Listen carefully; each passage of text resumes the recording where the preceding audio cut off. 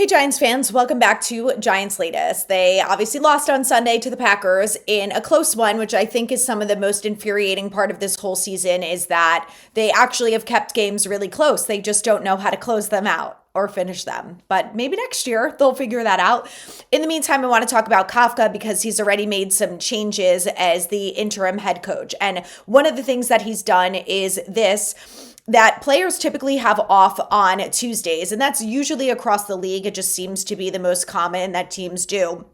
But he actually changed it from Tuesday to Monday. So Mondays are now going to be player off days, and then they'll be in the building on Tuesdays. And when he was asked about it, he basically said that, it gives everyone a little more time to not be as emotional when they go through film. And he said it gives them the time for more meetings and things like that. So, when Dan Duggan reported on it, he made a note here that said McAdoo used to do the Monday off schedule and players didn't like it because most have to come in Monday for treatment regardless. So obviously that was years ago. I don't know if anything's changed. I don't know if that means players can come in on Tuesdays to do their treatments or whatnot. We'll see, when the players speak to the media, if anyone asks them about it. So he's already making changes. Another change that he made that we talked about a little bit yesterday is holding players accountable. And that if you miss a walkthrough like Abdul Carter did,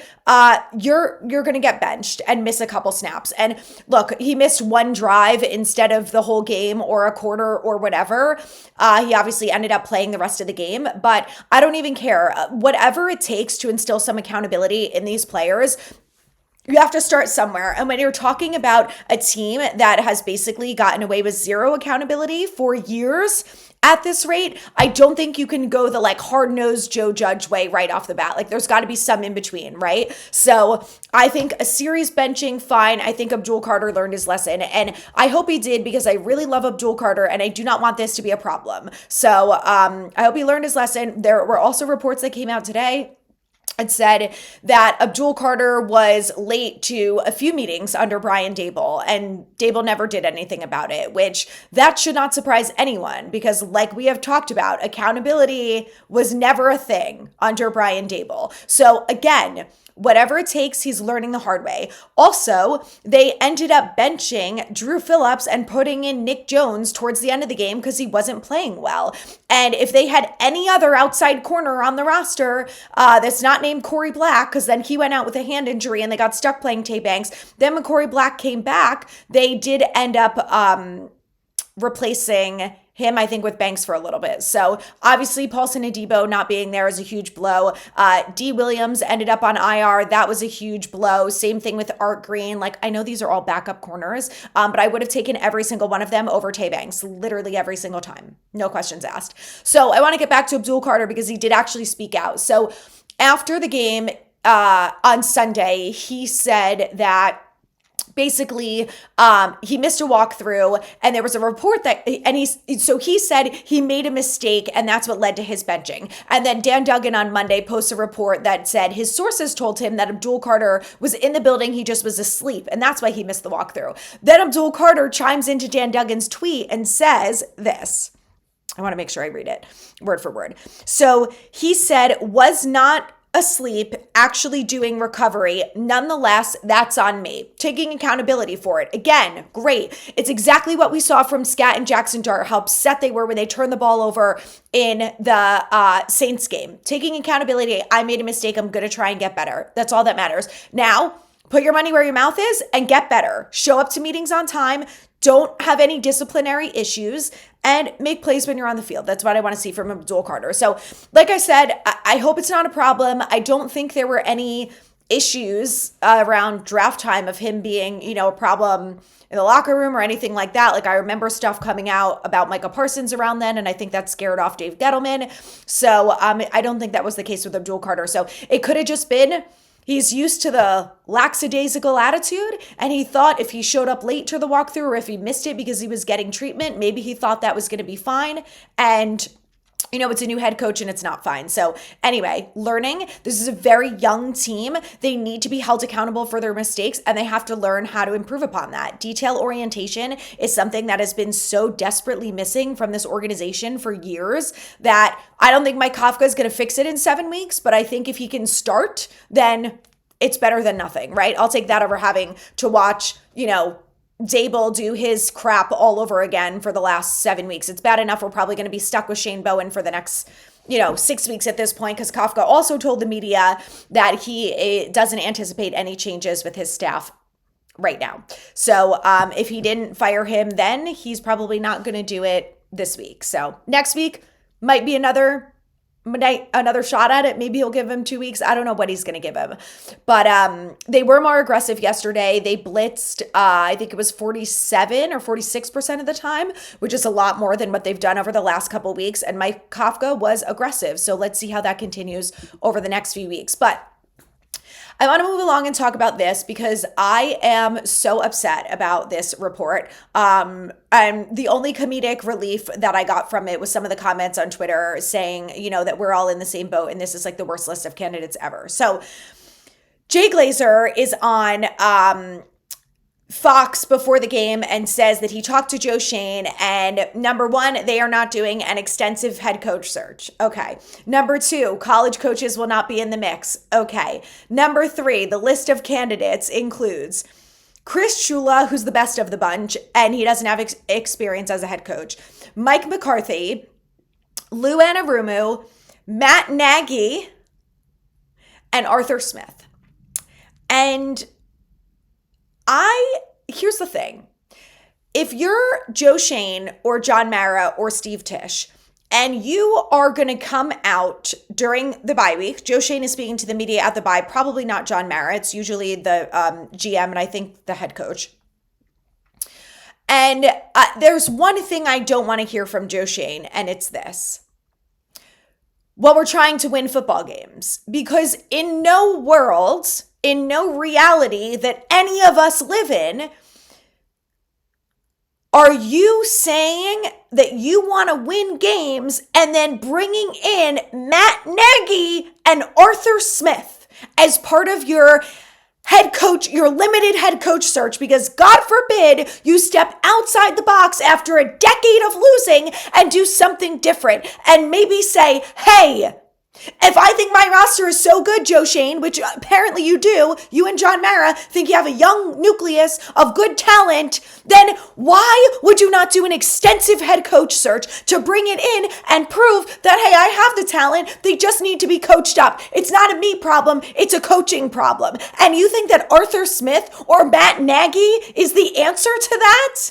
Are you serious? In what reality is that remotely serious? And the problem is that Jay Glazer does not miss. If you remember correctly, who dropped the report about Odell Beckham being traded days before it happened? Jay Glazer did. You remember who did the report a couple years ago that there was tension between Dable and Wink and it wasn't going to last? Jay Glazer, first one on it both times. And he also said that he talked to Joe Schoen.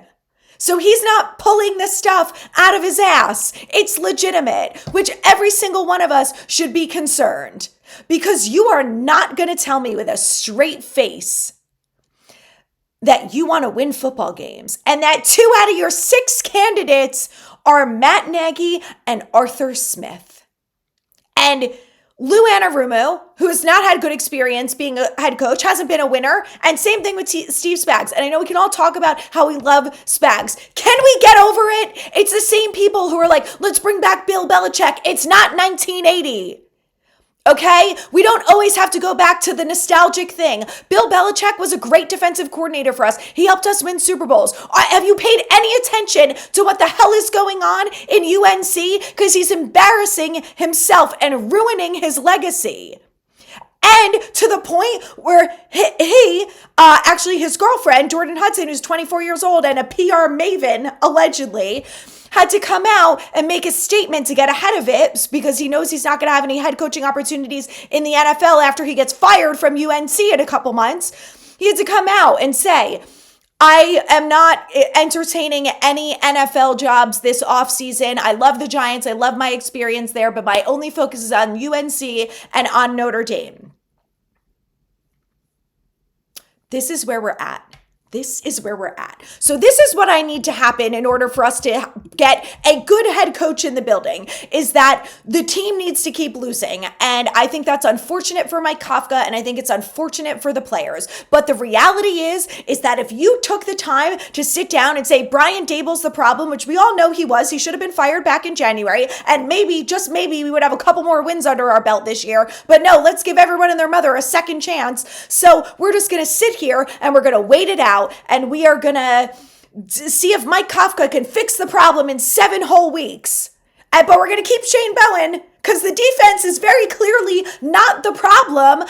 I cannot understand the thinking behind any of this. It is not logical. They're not living in reality. They're not basing off of any facts, any statistics, or anything, because there's not a single statistic that would prove that Joe Shane is a good GM, that Brian Daboll was a good head coach and should have been brought back, that Shane Bowen is a good defensive coordinator. The only thing that is going to incite change is if they continue to lose. And as a fan, I don't like to root for losses. I want to root for wins. I am so effing sick of watching this team lose the way they lose games every single week. You want to get blown out every single week? Fine. I will never have an expectation going into the game. If it was the Cowboys game all over again, I could say, fine, whatever. We are horrible and we need a real rebuild to fix this team.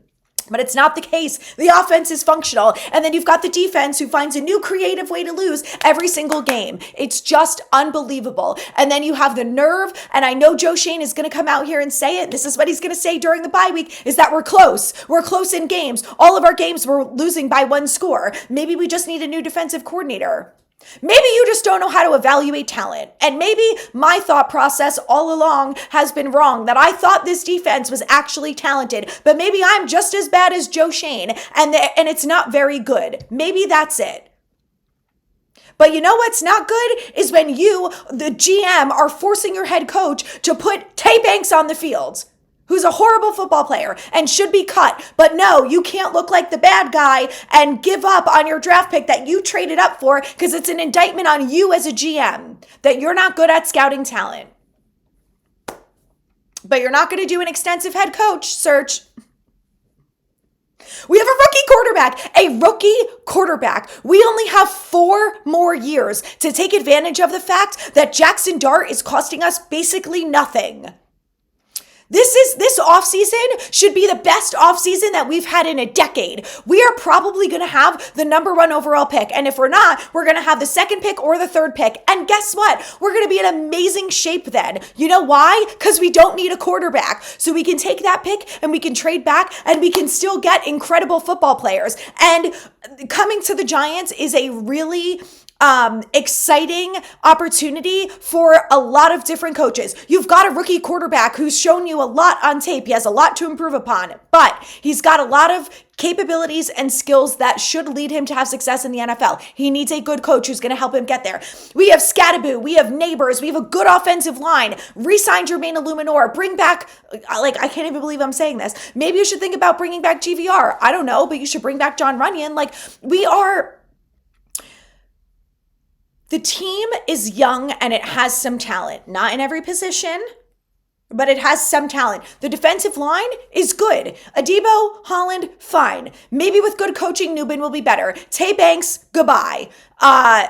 Who else? Dane Belton, probably not going to re-sign him. All right, you need another safety. You need about 4 more cornerbacks. You need a linebacker. Micah McFadden's coming back next year. If they don't cut him, you've got him in another year. I don't know, maybe in another system he'll be better. I don't have all the answers, but I think that they have to keep losing so Joe Shane gets fired. That is ultimately what is going to actually incite change in this organization and get us to a chance of actually winning. Because after everything that I heard from Jay Glazer, after all of the moves that I have seen Joe Shane make and the roster mismanagement that has gone on for the last 3 years, and after all of what else was I going to say about Joshane? I don't know. Just like the draft picks and the decision making that he's made. Oh, and the fact that him and Brian Dable were very good friends and spent a lot of time together and worked really well together. You thought he was going to be a good head coach? Why on earth would I ever believe, before this report even came out, why on earth would I ever think that the second time around you're going to get it right? So I already have doubts that you're going to get it right. And now I hear the list of candidates that you're considering, and I literally want to jump off a bridge. It is the most asinine thing I've ever heard in my life. This is a losing culture. It's a losing organization. This is what losing teams do. This is what they do. So I some of you are not going to like this. I don't care. At this rate, there's 6 games left. And I like Mike Kafka. I want him to do well, but I want this football team to win. And I don't,